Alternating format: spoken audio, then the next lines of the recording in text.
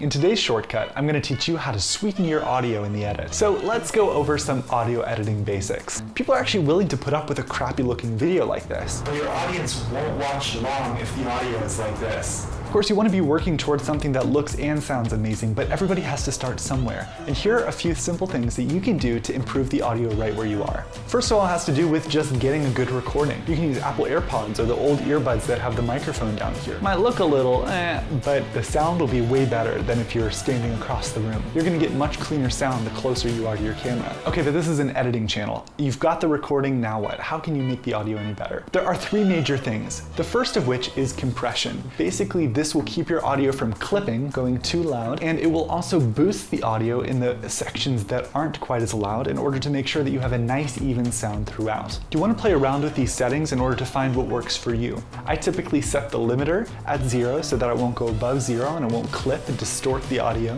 And then I typically turn the ratio, which is the amount that it reduces the volume whenever the volume goes too loud. I typically turn that into 1.2, 1.6, 1.8, somewhere in that range. Then you can turn up the makeup gain to bring up the volume overall. What if your voice sounds too muffled or boomy, or the S's and the really high sounds, it's called sibilants, are like really ear splitting? What do you do about that?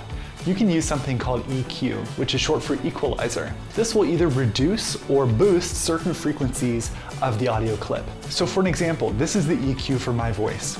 As you can see, I'm taking out a little bit of the boominess. Since I'm a guy and my voice is kind of lower, I take out some of the boominess to make sure that it's clear. I also play around with the frequencies in the middle, which can make the audio sound more or less hollow. So again, play around with these settings. Let your ear guide you. If you ever want to see the difference it's making, disable the effect or enable the effect with the little power button to compare before and after. So I know that's a lot, I might even be over 2 minutes. Rewatch it if you need to. The number one audio issue I run into is sound, static in the background. There are all sorts of different tools to get rid of this, but the best one, and the one that I would recommend if you're going to be doing this long term, this might be a good investment for you as well. It's called iZotope. It's amazing at removing unwanted sounds and hums and removing background noise. And there you have it. Now you're an audio editing ninja. You're very welcome. So since you took this shortcut, you got some time on your hands, right?